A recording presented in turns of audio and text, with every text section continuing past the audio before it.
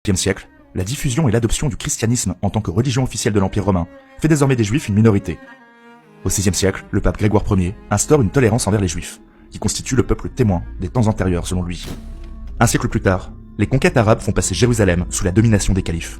La ville devient alors un lieu saint de l'islam, avec la construction du dôme du rocher et de la mosquée Al-Aqsa. Durant le haut Moyen-Âge, nombreux sont les juifs qui travaillent la terre, ou se spécialisent dans les activités commerciales. Grâce à la diaspora, ils nouent des contacts facilitant les échanges entre monde chrétien et monde musulman. Les communautés juives prospèrent également dans le califat de Cordoue, d'Al-Andalouse, où ils forment un trait d'union dans la transmission des savoirs orientaux vers l'Europe chrétienne. Ces communautés forment l'une des deux branches principales de la diaspora juive en Europe, les séfarades. Avec les croisades, le rapport vis-à-vis des communautés juives change. Désormais, le peuple juif est vu comme un peuple déicide, responsable de la mort du Christ. Les massacres commis sur le chemin des croisades constituent la première vague de violence contre les juifs d'Europe. En 1215, le concile de Latran instaure une séparation nette avec le judaïsme. Les juifs doivent porter une marque vestimentaire distinctive afin de les différencier des chrétiens, la rouelle. Stigmatisés et jugés inférieurs, ils sont contraints de vivre dans des quartiers séparés et se voient interdire un certain nombre de professions ainsi que la possession de terres.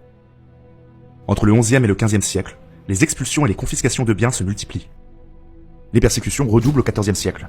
Les juifs sont accusés de répandre la peste noire qui ravage l'Europe. Nombreux sont ceux qui s'installent alors en Europe centrale et orientale. Ils forment la seconde branche de la diaspora juive en Europe, les Ashkénazes. À l'issue de la Reconquista, les communautés séfarades sont expulsées de la péninsule ibérique. Beaucoup trouvent refuge dans l'Empire ottoman, beaucoup plus tolérant. À partir du XVIIIe siècle, si à l'ouest du continent les juifs, désormais peu nombreux, voient leur émancipation s'accélérer sous l'impulsion des Lumières et de la Révolution française, à l'est, les pogroms se multiplient.